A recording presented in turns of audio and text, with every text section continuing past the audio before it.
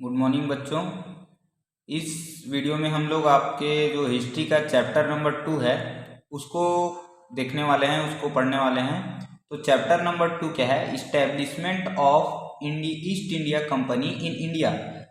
जो ब्रिटेन से east India company आई थी वो कैसे इंडिया में, है ना, इंडिया में कैसे वो इस्टेब्लिश हुए और कैसे अंग्रेज़ों ने हमारे ऊपर, हमारे इंडिया में 200 सालों तक राज किया।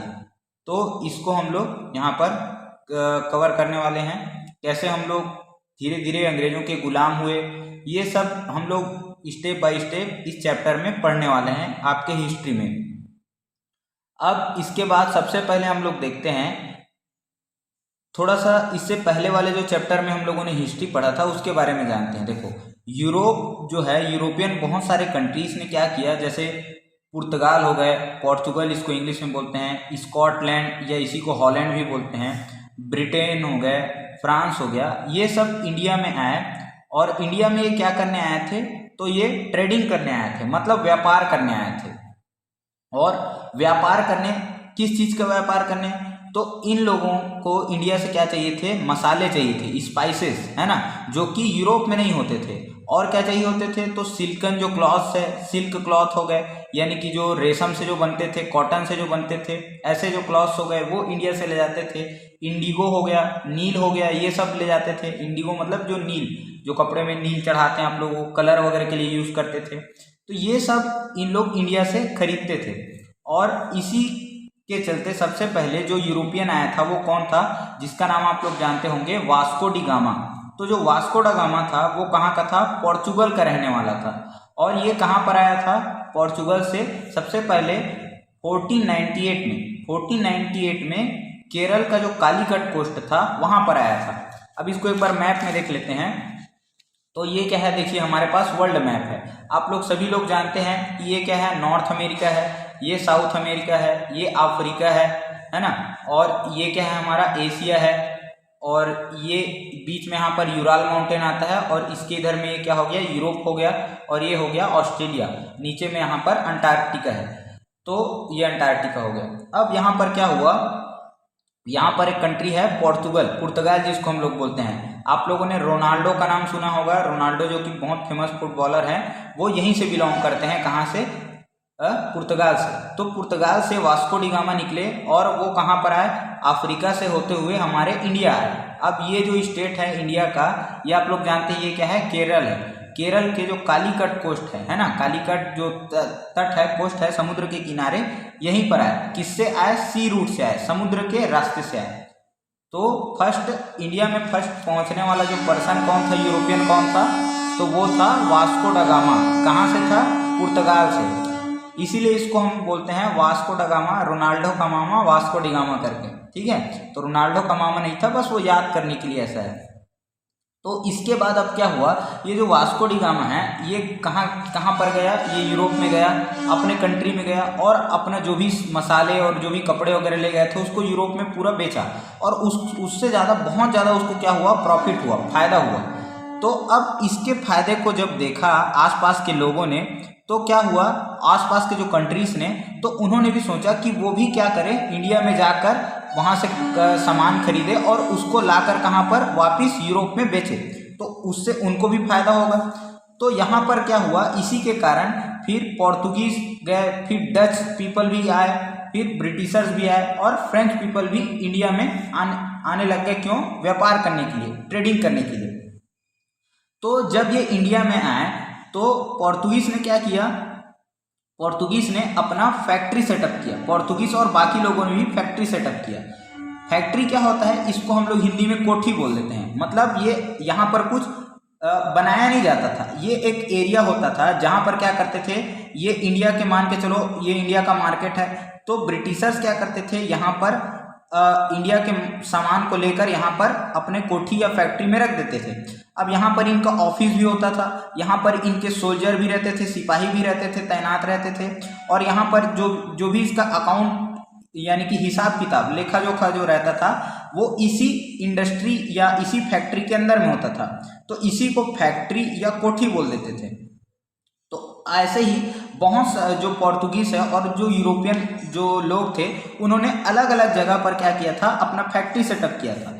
तो पोर्तुगीज ने क्या किया था, गोवा में सेटअप किया था अपना जो फैक्ट्री है। डच पीपल किसको बोलते हैं, हॉलैंड एक कंट्री है, हॉलैंड या इसी को नीदरलैंड भी बोलते हैं। तो जैसे ब्रिटेन या इंग्लैंड के लोगों को ब्रिटिशर्स बोलते हैं, फ्रांस के लोगों को फ्रेंच बोलते हैं, वैसे ही हॉलैंड या नीदरलैंड के लोगों को क्या बोलते हैं, डच बोलते हैं। तो इन लोगों ने, डच ने कहाँ पर सेटअप किया था, मसूलीपट्टनम में। अभी देखेंगे ये कहाँ कहाँ पर स्थित है। तो डच ने मसूलीपट्टनम, जो कि मद्रास पहले हुआ करता था, वहाँ तमिलनाडु आज जो मद्रास है उसको पहले मद्रास बोलते थे, उसके पास में सेटअप किया था। ब्रिटिशर्स ने सबसे पहले सूरत में सेटअप किया, सूरत जो कि गुजरात में है आज के, फिर बॉम्बे में, कोलकाता में, ऐसे अलग अलग अपना फैक्ट्री सेटअप किया। फिर फ्रेंच पीपल ने क्या किया, पौंडीचेरी में, जो कि अभी तमिलनाडु में है, पौंडीचेरी जो कि इंडिया का यूनियन टेरिटरी है, आप लोग जानते होंगे। तो वहाँ पर जो फ्रेंच लोग हैं वहाँ पर उन्होंने क्या किया, अपना फैक्ट्री सेटअप किया। तो यहाँ पर हम लोग लोकेशंस देख सकते हैं। देखो सबसे पहले क्या बताए थे, गोवा है ना। तो पहले तो कालीकट में आया था जो पुर्तगाली था, वास्को डी गामा। फिर उन लोगों ने कहाँ पर सेटअप कर लिया, गोवा में। गोवा में आज भी हम लोग जाएंगे तो वहाँ पर क्या देखने के लिए मिल जाएगा हमको, पोर्चुगल कल्चर। या वहाँ पर जाएंगे तो ऐसा लगेगा कि हम लोग विदेश में आ गए हैं, क्योंकि 400-500 साल तक गोवा में इन लोगों ने क्या किया था, राज किया था। 1961 में गोवा आज़ाद हुआ, हमारा देश 1947 में क्या हो गया था, इंडिपेंडेंट हो गया था। लेकिन पोर्तुगीज जो है 1961 में गोवा को छोड़कर गए। उसके बाद हम लोग देखते हैं तो ब्रिटिशर्स ने कहाँ पर सेटअप किया था, अपना सूरत में है ना, फैक्ट्री सेटअप किया था, यहीं से इन लोग ट्रेडिंग करते थे। फिर उसके बाद हम लोग देखेंगे जो डच पीपल थे, जो हॉलैंड या नीदरलैंड से आए थे, उन लोगों ने मसूलीपट्टनम से अपना ट्रेडिंग करते थे, यानी कि फैक्ट्री यहाँ सेटअप किया था। फिर उसके बाद पौंडीचेरी में कौन थे, तो फ्रेंच थे, जो फ्रांस से जो लोग आए थे उन लोगों ने पौंडीचेरी में, जो कि अभी के तमिलनाडु वाले क्षेत्र में। अच्छा, तमिलनाडु को पहले क्या बोलते थे, मद्रास बोलते थे। मद्रास जो है वो अभी इसी को क्या बोलते हैं, चेन्नई बोलते हैं, है ना। पहले ये पूरा मद्रास हुआ करता था, ये पूरा बॉम्बे हुआ करता था, ये पूरा कोलकाता हुआ, बंगाल हुआ करता था।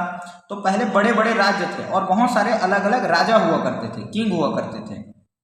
अच्छा, अब इसके बाद जो ब्रिटिशर्स की कंपनी आई थी, जैसे आज हम लोग बहुत सारा कंपनी का नाम सुनते हैं, टाटा हो गया है ना, या आप लोग रिलायंस जियो का नाम सुनते होंगे, है ना। और वैसे ही जूता का बनाने का जो कंपनी है, नाइकी हो गया, प्यूमा हो गया, ऐसे बहुत सारा ब्रांड है, अलग अलग जो कंपनी है। वैसे ही क्या था, ब्रिटिशर्स से जो एक कंपनी आई थी, जो इंडिया में व्यापार करने आई थी, उसको बोला गया ईस्ट इंडिया कंपनी। अब इसका नाम आप लोग सोचते होंगे कि ईस्ट इंडिया क्यों रखा गया था। अभी इधर देखिए मैप में, हमारा इंडिया कहाँ पर है, ये यहाँ पर है। यूरोप या इंग्लैंड कहाँ पर है, ये यहाँ पर इंग्लैंड हो गया, है ना। तो अगर हम लोग डायरेक्शन देखते हैं तो ऊपर नॉर्थ, इधर साउथ, इधर ईस्ट, इधर वेस्ट।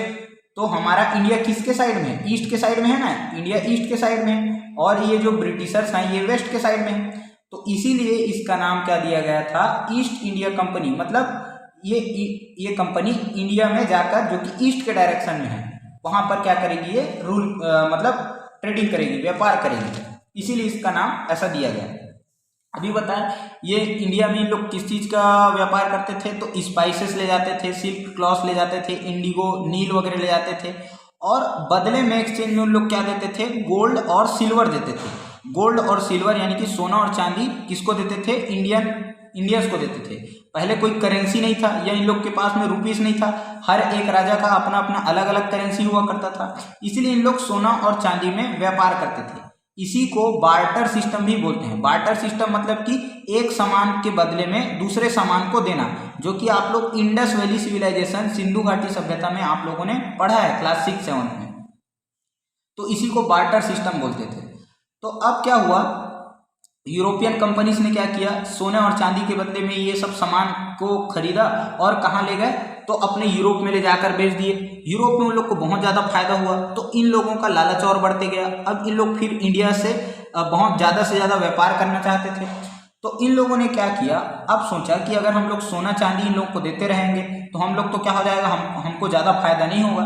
तो इन लोगों ने क्या किया, ज़्यादा से ज़्यादा फायदा कमाने के लिए उन लोग यहीं रहना स्टार्ट कर दिए, मतलब इंडिया में ही उन लोग रहना स्टार्ट किए। इंडिया से ही हम लोग क्या करेंगे, खरीदेंगे या इंडिया में अपना सेटल हो जाते हैं और यहीं से फिर हम लोग सामान भेज कर वहाँ पर बेचेंगे तो पैसा ज़्यादा मुनाफा होगा। तो इन लोग जितने भी जो लोग थे, पोर्तुगल हो गए, डच हो गए, फ्रेंच हो गए, ब्रिटिशर्स हो गए, इन लोग सब ने क्या किया, इंडिया में अपना जो है बेस कैंप बनाना, जो फैक्ट्री बताए थे वहीं पर बना के उन लोग रहना स्टार्ट कर दिए। मतलब इन लोग किसके लिए आए थे, तो ट्रेडिंग पर्पस के लिए आए थे, व्यापार के लिए आए थे। फिर इन लोग धीरे धीरे इंडिया में सेटल कैसे हो गए, इंडिया में रूल कैसे करने लग गए, इसको हम लोग आगे देखते हैं। तो अब ब्रिटिशर्स, अब देखो 4 कंपनी हो गए, 4 बड़े बड़े कंपनी हो गए, तो इनके बीच में क्या हो गया, आपस में फाइटिंग होने लग गया। फाइटिंग कि मतलब एक अगर एक सामान लेता था तो दूसरे को उसको थोड़ा सा दिक्कत होने लगता था, आपस में लड़ाई होने लग गई। पोर्तुगल हो गया, ब्रिटेन हो गया, फ्रेंच हो गया, डच हो गया, तो इन लोग आपस में चारों लड़ने लग गए। अब यहाँ पर जो ब्रिटिशर्स थे यह ज़्यादा पावरफुल थे, तो इन्होंने क्या किया, पोर्तुगीज को और डच को हरा दिया और इनको भगा दिया कि हम क्या करेंगे, अब ब्रिटिशर्स ही केवल इंडिया में व्यापार कर सकेंगे, बाकी तुमको कोई राइट नहीं है, कोई अधिकार नहीं देंगे कि इंडिया से तुम सामान खरीदो और जाके यूरोप में फायदा कमाओ। तो अब कौन बच गया, फ्रेंच पीपल बच गए। फ्रेंच पीपल भी तो जो फ्रेंच की आर्मी थी और ब्रिटिशर्स, इन दोनों में थोड़ा सा टक्कर हुआ करता था, ये दोनों टक्कर के थे, है ना। तो अब ब्रिटिशर्स ने क्या किया, पूरे इंडिया में कैप्चर कर लिया लगभग, है ना। और ये जो छोटा सा एरिया है यहाँ पर साउथ में, इसको ये किसके पास रह गया, फ्रेंच के पास में रह गया। बाकी पूरे इंडिया में हम लोग देखेंगे तो ब्रिटिशर्स का ही ज़्यादा हम लोग रूल चलता था, ये जानेंगे।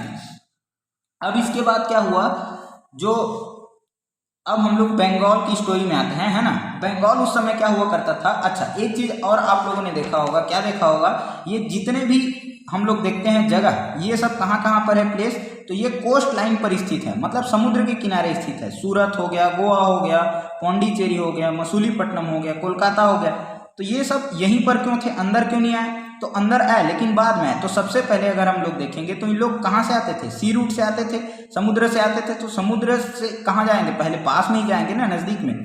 तो इसीलिए इन लोगों ने क्या किया था, और ट्रेडिंग करना था, तो जहाज से सामान ईजिली क्या होता था, समुद्र के रास्ते इन लोगों को यहाँ से पास पड़ता था। तो इसीलिए इन लोग यहाँ पर अपना बेस कैंप बनाए हुए थे।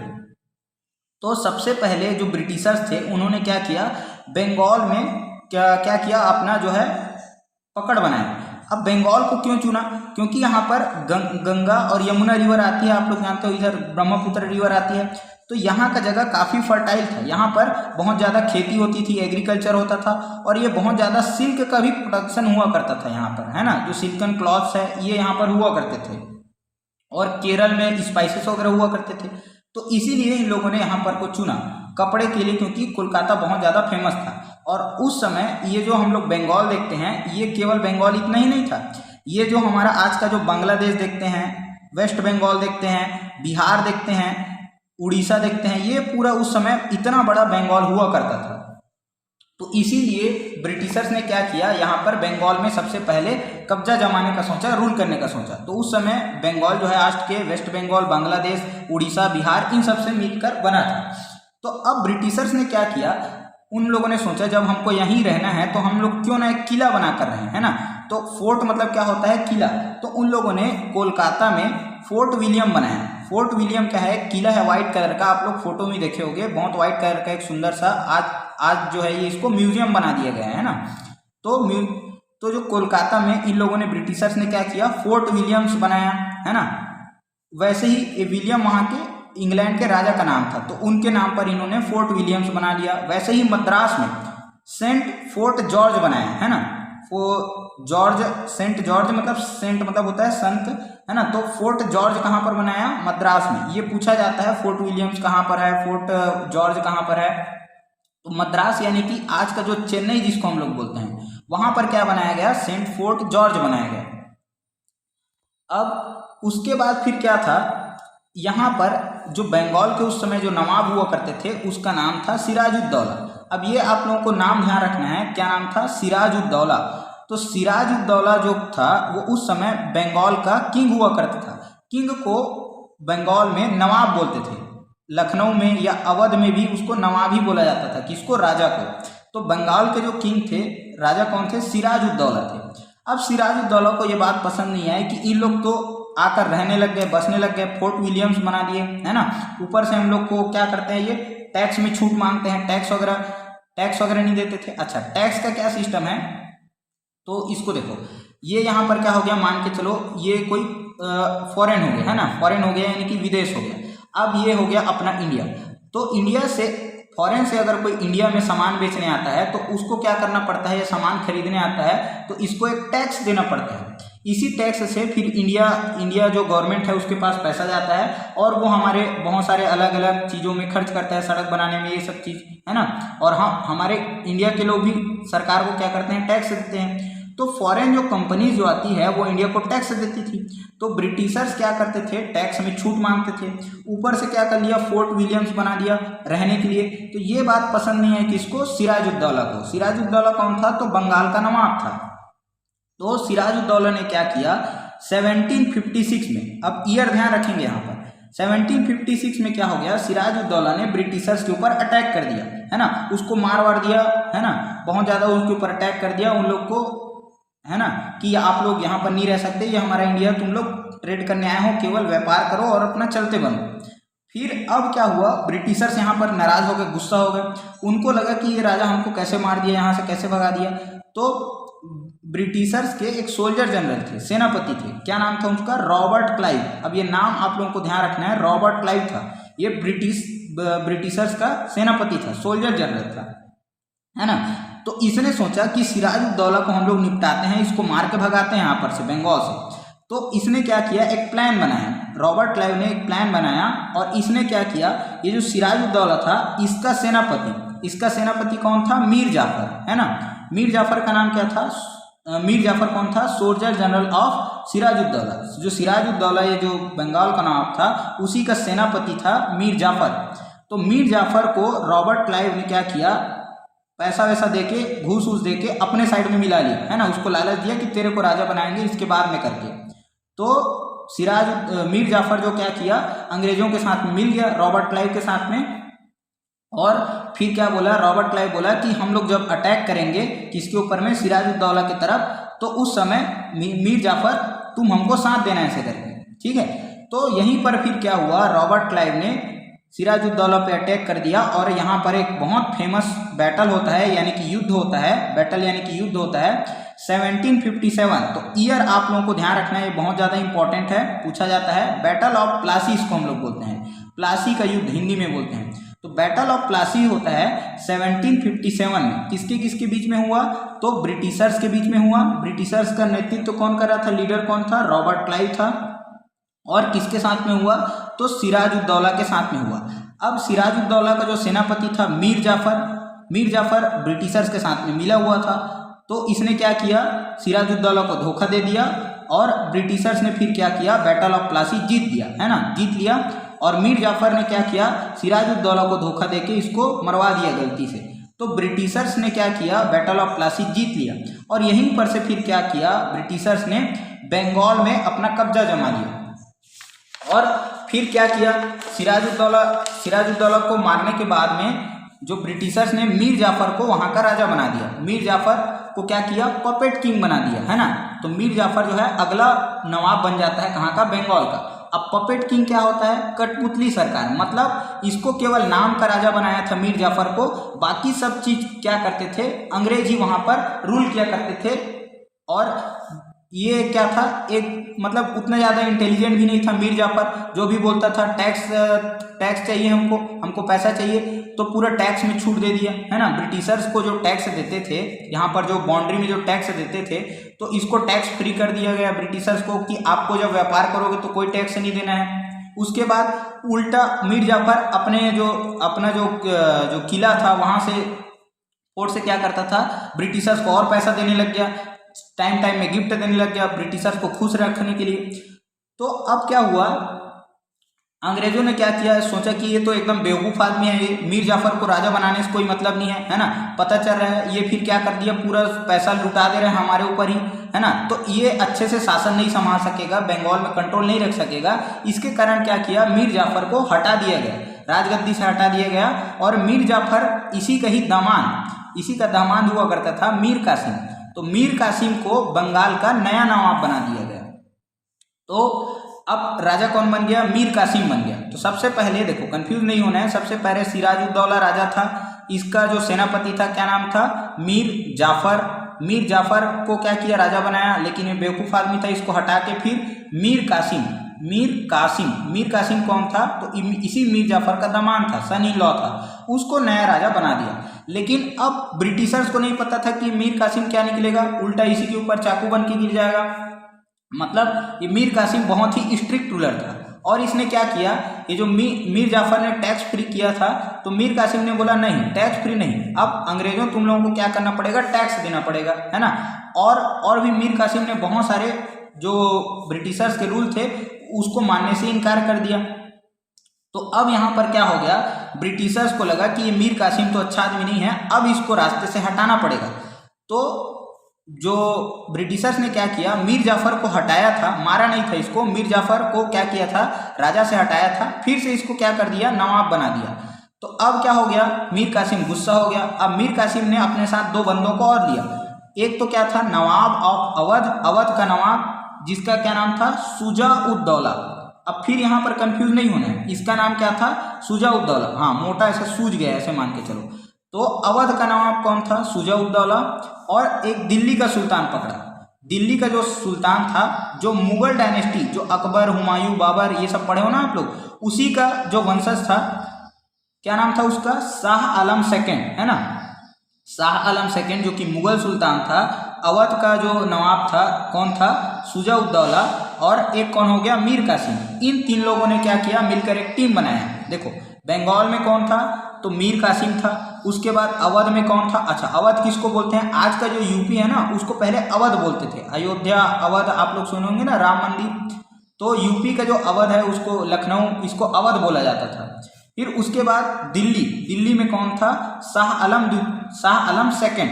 और शुजा-उद-दौला ये कहाँ था, अवध में था। तो ये 3 लोग मिल गए। अब इन्होंने ब्रिटिशर्स के साथ में क्या किया, एक युद्ध लड़ा, जिसको क्या बोला जाता है, बैटल ऑफ बक्सर। ये बक्सर कहाँ पर है, तो ये बिहार में एक जगह है, तो जहाँ पर लड़ा जाता है, जैसे बैटल ऑफ पानीपत आप लोगों ने सुना होगा, तो बक्सर में लड़ा गया, इसीलिए इसको क्या बोला गया, बैटल ऑफ बक्सर बोला गया। यहाँ पर इससे पहले हम लोगों ने देखा था बैटल ऑफ प्लासी। प्लासी एक जगह है कहाँ पर, बंगाल में, तो इसीलिए इसको बैटल ऑफ प्लासी बोला गया 1757 में। ये इंपॉर्टेंट है, ईयर आप लोग ध्यान रखेंगे, 1757 में बैटल ऑफ प्लासी। उसके बाद 1764 में क्या होता है, बैटल ऑफ बक्सर हो जाता है। तो इसमें कौन थे, एक साइड तो ब्रिटिशर्स थे और एक साइड मीर कासिम, शुजा-उद-दौला अवध से, और शाह आलम सेकंड, ये कहाँ से थे, दिल्ली से। तो 3 लोग मिल गए। अब ब्रिटिशर्स के साथ में युद्ध हुआ। अब क्या हुआ, इनके पास में तलवार थे, घोड़े थे, सैनिक थे, सब चीज़ थे, लेकिन ब्रिटिशर्स के पास में क्या थी, टेक्नोलॉजी थी। इनके पास में गन आ गए थे, है ना, कैनन्स आ गए थे। कैनन मतलब जो तोप होते हैं, तोप, बंदूक, गोले, ये सब थे। तो ब्रिटिशर्स ने अपने टेक्नोलॉजी की मदद से क्या किया, इन तीनों को एक साथ क्या कर दिया, हरा दिया। मतलब अब ब्रिटिशर्स केवल जो बंगाल में थे वो अवध में फैल गए, दिल्ली में फैल गए। तो इतना बड़ा एरिया उन्होंने क्या कर लिया, ब्रिटिशर्स ने जीत लिया। अब ब्रिटिशर्स ने जीत तो लिया, लेकिन ब्रिटिशर्स बहुत कम थे रूल करने के लिए। उन्होंने सोचा नहीं था कि उन लोग इतने बड़े एरिया को कैप्चर कर लेंगे, हरा देंगे। तो ब्रिटिशर्स ने क्या किया, एक ट्रीटी साइन की, किनके साथ में, इनके साथ में। ट्रीटी मतलब क्या होता है, संधि या समझौता। जैसे आप लोग क्या होता है, घर में हम लोग लड़ाई हो जाते हैं, भाई बहन या बड़े भाई, छोटे सिस्टर के बीच में क्या हो जाता है, लड़ाई हो जाता है। तो इनके बीच में मम्मी पापा समझौता करवाते हैं कि नहीं, कि आप इसको सॉरी बोलो, आप इसको सॉरी बोलो, ऐसे करके।